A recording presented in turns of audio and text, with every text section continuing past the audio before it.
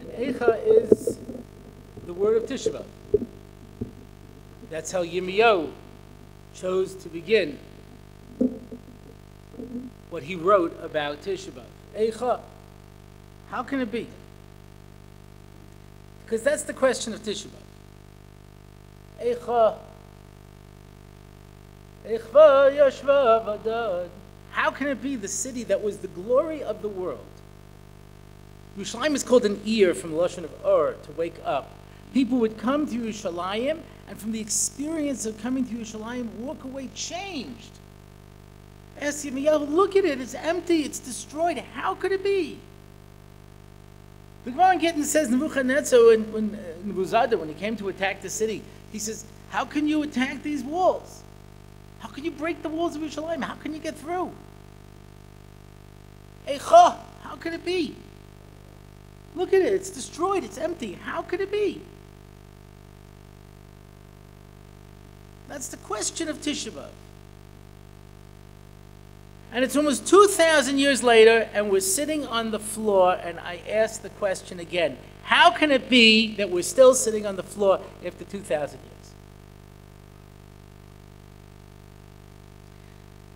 This is an intimidating thing to have to do. Because you look around this room, and there are people in this room who are among the finest Talmidei Chachamim that we have. Bali Chasodim, Mashpiei Torah, Mekarvim, Malamdim, people who care, people who work, Machnisei Orchim, who have guests at their house every single Shabbos. How can it be we're still sitting on the floor? How can it be?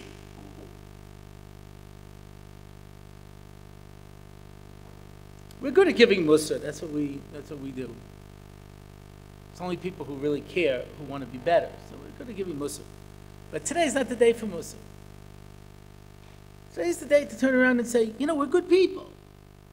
How is it we don't have a Beis HaMikdash? How is it we go to the Har HaBayis and we see a mosque on top of our Har HaBayis? How can it be? How can it be that we're afraid to go and stand outside of the outside wall of the Beis HaMikdash to be able to go and daven, and we're afraid? How can it be? How can we still be doing this?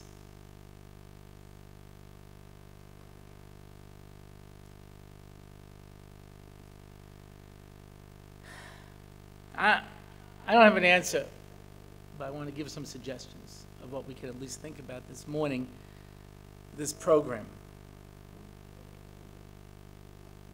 There's a famous story with the Chassam Sofer, where the Chassam Sofer would go into his little room, Erev Tishah B'Av, and think about the Churban, and he'd cry.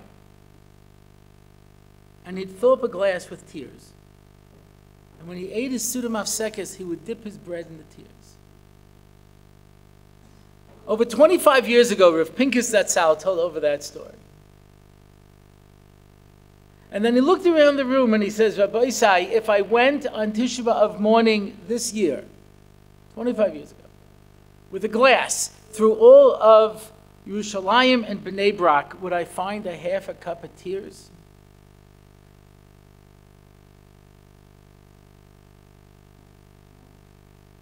That's the problem. And it's not our fault, but it's the problem. How could it be? I'll tell you what the problem is. It's a Gemara. Rav Shimon Gamliel says that we mevatel Megillas Tainis. Why? Because just like needle in dead flesh doesn't have any feeling, so too we don't feel anything. Ask the Gemara, no. Dead people feel it. The Tosfos Yontif explains in Pirkei Avos that what that means is that when the neshama sees its body being eaten up by Toloyim, it's like the needles in the flesh of a person. He says, no, I mean a person who's alive, who has a part of his skin that's dead, and you stick a needle in it, you don't feel anything. That's what we're like.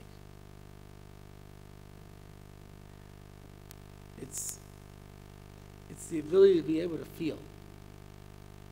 It's the ability to be able to care. Misabel Yerushalayim, anyone who mourns Yerushalayim, will be zeicher to see it rebuilding. But it's Zelu Mazeh. If you don't care, then you're not.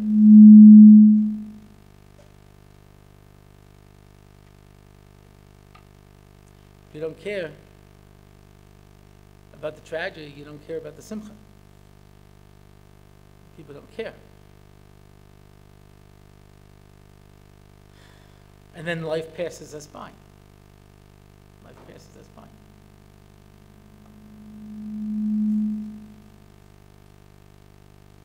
Rabbi Yaakov Horowitz from Project Jess, they asked him once, how's Klal Yisrael doing? How are we doing? He says, it's like a chasana. If you're in the middle circle, it's gewaldic. You're with the chassan, everyone's dancing, it's very lebendig. Move to the next circle, all right, people are still into it. You move to the third circle, it's all the old men shuffling along, trying not to get hit by the photographer, Yitzhak. Then you have the people sitting at the tables, then you have the people outside talking on their cell phones that don't even know there's a chasna going on. And I say, and each circle gets bigger. That's the nature of concentric circles. The more you move out, the more there are people who don't even know there's a chasna going on.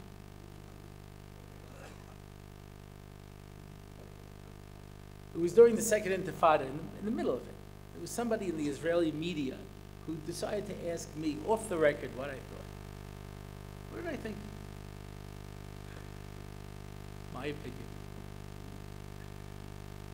I said, you're missing the story. You're missing the whole story. Do you realize the nisim and the flows that are going on? The nisim and the flows that are happening?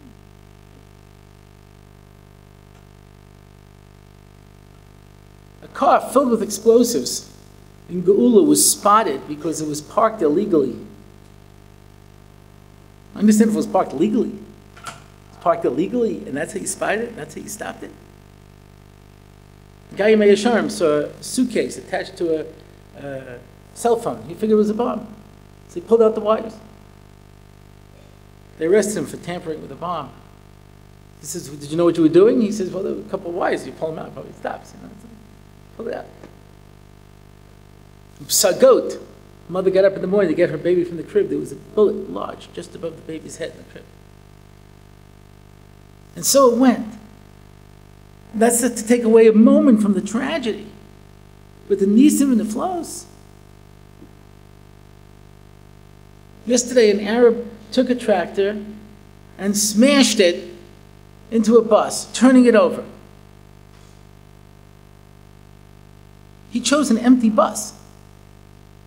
And he chose Erev Tishah B'Av because otherwise there would have been hundreds of Talmidim from the Mir who that bus would have smashed into. Nisim and the flows.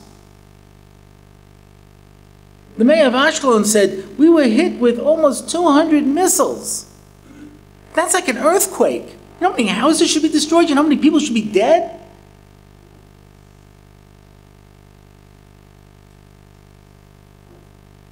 I don't want to take away from who we are. I can't remember. And I remember the Second Lebanon War pretty well. And I remember the First Gulf War pretty well. And I remember the last Gaza War pretty well. My kids went to bake cookies for the soldiers. They asked us, please stop. We have too many cookies. We don't know what to do with it. I spoke to a soldier who's they called up in reserves. He didn't go in yet.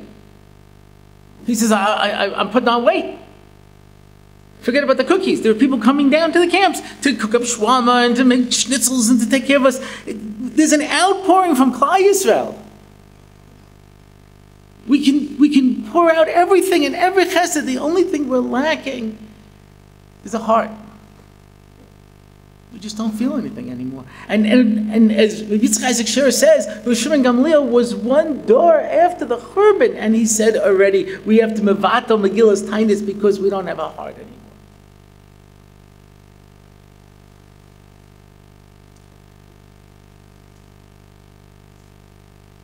Say the Chazal, 3 people use the Lashon of Eicha.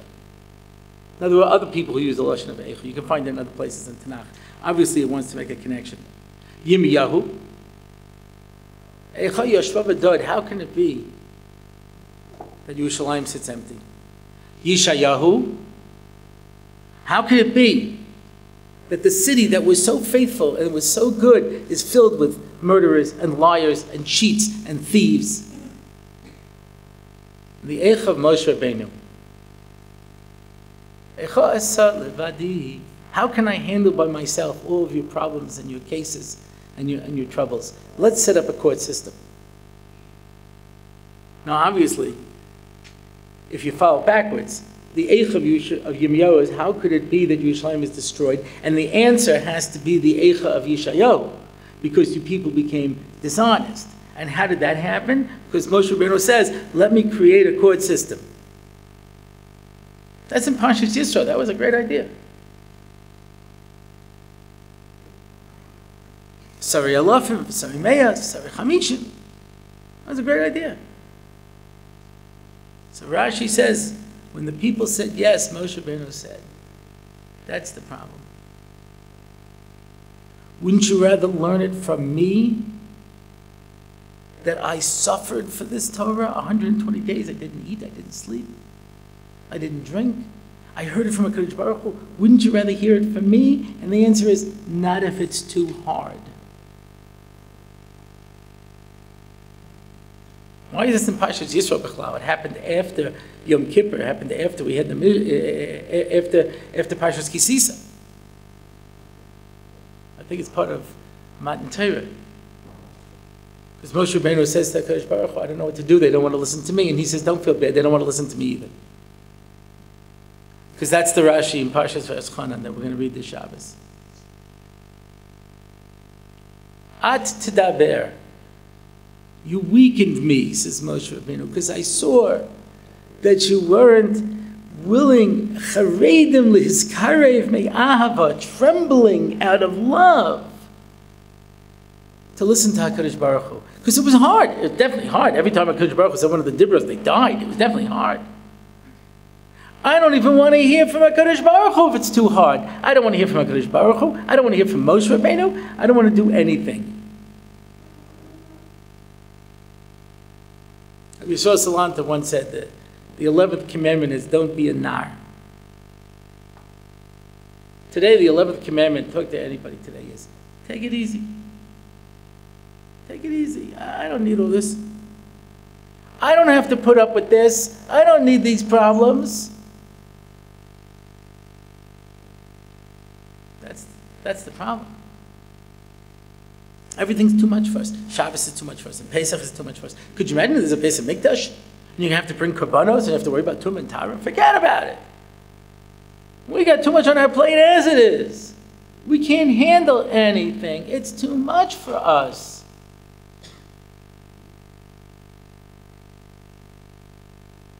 To shed a tear for a tragedy. When I was learning in Koilel, so there was an Avreich, very choshev Avreich. And I overheard him saying to somebody that he was going to Moshav Matasyahu for Tishah B'Av. I said, what's there? He said, Rabbi Lev speaks about the different kiddos. So I said, it's not enough for you just to sit on the floor and say kiddos. You know, you're a choshev guy, tamchach. He says, this is the only way I find inspiration on Tishah B'Av. So I said, then I have to go. And I started going with my friend Rabbi Margolin, and we would go and listen to Rabbi Lev year after year. And it was out the door, literally out the door. They had to set up speakers outside. And one year we're driving back, and Rabbi Margolin says, there must be enough talent in Har Nov that there are so many people who want to be able to take advantage of this, who should be able to. And he put together this program. And the very first year I asked my friend Menachem Nissel if he would speak, and his attendance at this event has been better than mine.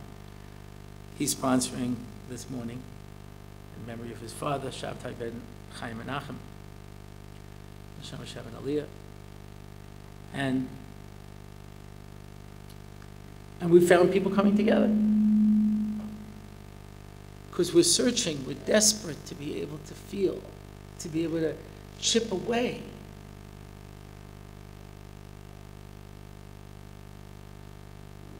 I had a heart attack in a bypass operation a little over 6 months ago. And one of the medications that I was taking made me very emotional.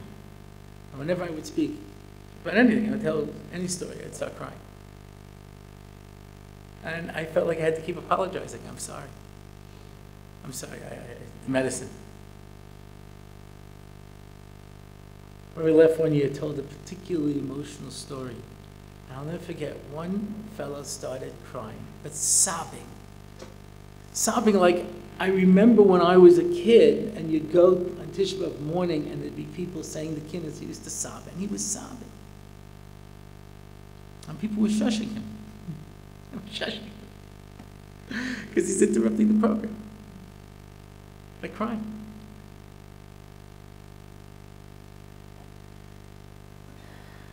Rav Dessler says Mashiach ben Yosef will come before Mashiach ben David. Why? Because David from Yehuda represents the Rosh, and Yosef represents the heart. And Mashiach is not going to come intellectually because we understand. We're going to feel it. It's a strange thing. It's happened to me more than once.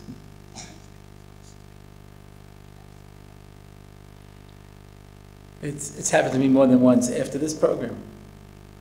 Somebody would come over to me and say, that was such a powerful and beautiful program. I was so moved. I can't wait till next year. And I understand. Call him as Abel Yushalayim. If you know what it is on Tishah B'Av morning to feel something, that it should be something that moves us, we don't want to let that go. But don't you understand? When we reach Yerushalayim, the way it's supposed to be, our mouth will be filled with laughter. It's going to be what it's supposed to be. We're going to live the life we're supposed to be. A real chasana, not just the middle circle. We'll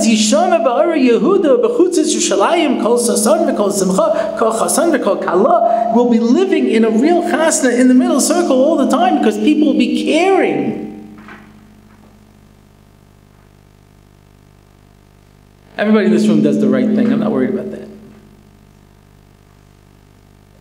There's a part of our heart that we have to open. And at the end of this morning, we can feel something. Something that we can shed a tear over. If we can realize, Eicha, how could it be?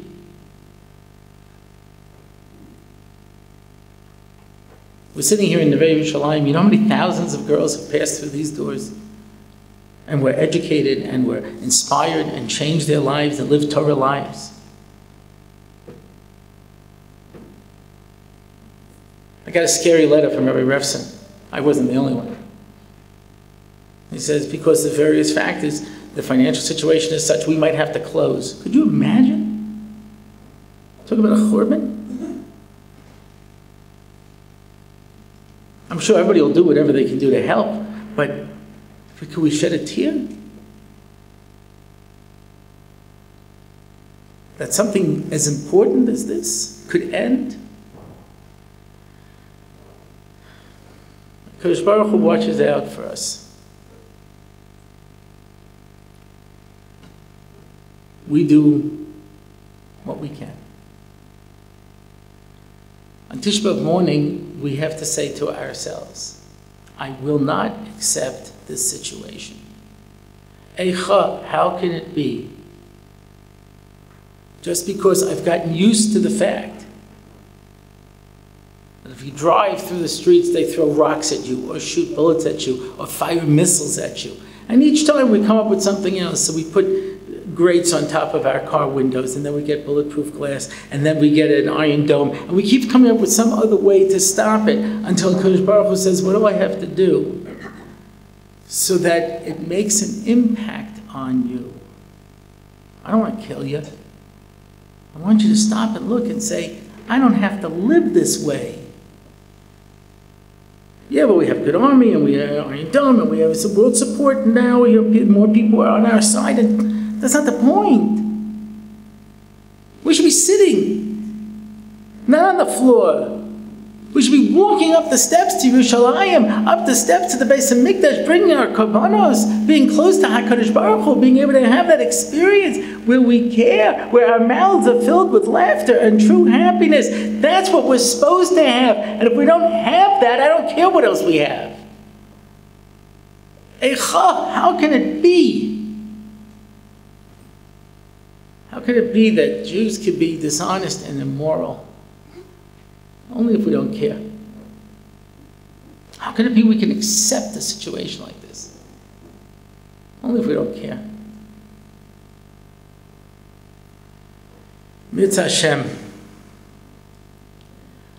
All of the people who have given their time this morning to share with us words and insights, to try to touch our heart, try to chip away a little hole, for us to be able to look at all the chasodim that HaKadosh Baruch Hu does for us, v'chol eis v'chol sha'ah, nisim v'niflos, that sense of appreciation, that sense of a window into what could be, should inspire us to say to HaKadosh Baruch Hu, die. The army said, die, don't send any more cookies, we have too many. I only remember another time in history when that happened, when an organization said, stop giving us stuff. You ever hear how many times Tzedakah says we have too much money, stop? When we were building the Mishkan, and Moshe Rabbeinu said, stop, we have too much stuff. It's enough. And we're at that point right now where we are approaching life at the point that we could build that Mishkan again. Chadesh Yomeinu Kikedem. Bring back the days. That's how we finish Eicha. Bring back the days as it was. Bring us back to where we're supposed to be. This is wrong. Kadosh Baruch Hu should give us the strength this morning that we can open up a little window so that we're filled with enough disgust that we say, I don't want to be this way anymore. I want Klal Yisrael to be what they can be. And Amir Hashem, Hashivenu Hashem Elecha v'Nashuva Chadesh Yomeinu Kikedem.